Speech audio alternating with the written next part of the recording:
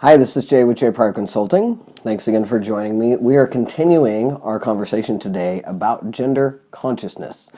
So again, this gender consciousness, essentially at its core definition, is the knowing, the embodiment, the complete understanding that gender is a construct. We want to start with the acknowledgement that it's a construct and the willingness to accept it, right? Because for some of you, gender is real, and it's the truth for you that men are this way and women are this way, right? And so for some of you, just getting to the idea that gender is a construct is the first step, right? It's a baby step in this conversation. For me, that I've lived, as a woman for 35 years and then took testosterone, lived as a man, now I'm off testosterone, I have all of my female parts, and yet I have a beard. So to me, the idea that gender is a construct is easy for me, right? It's like, oh, we made all that up.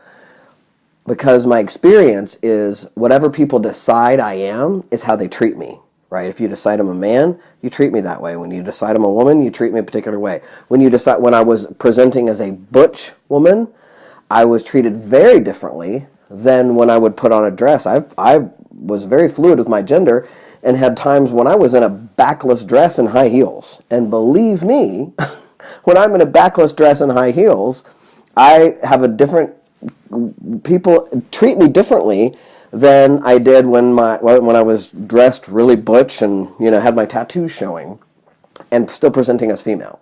Okay, so for me, the idea that gender is a construct is easy because I've lived it. For some of you, it's very real. And so the beginning of gender consciousness is just to get to that first level where you're willing to accept and start to play with the idea that gender is a construct that we made up and not the truth about your life. And so again, this week, I'm going to ask you to do the same thing because it's that intense for people. I've had a lot of conversations with people, where they are very, very clear that gender is real and that men are a particular way and women are a particular way. And so for some of you, this is really real. and for some of you, you're dug in about it. So what I want to ask you to do is just be conscious, right? Just get conscious of what are your thoughts about this. Do you think it's a construct or do you think it's real? And so what are your thoughts on it? And then my request of you is to ask yourself, why is it so important to me, right? If it's real and I'm willing to fight for it. Because what I find is that people who see gender as the truth also want to fight me about it because it's threatening to them for me to say it's a construct. There's something going on there. And in personal development and personal awareness, this is what we do. This is what professional development and personal development is all about. And being a leader starts here.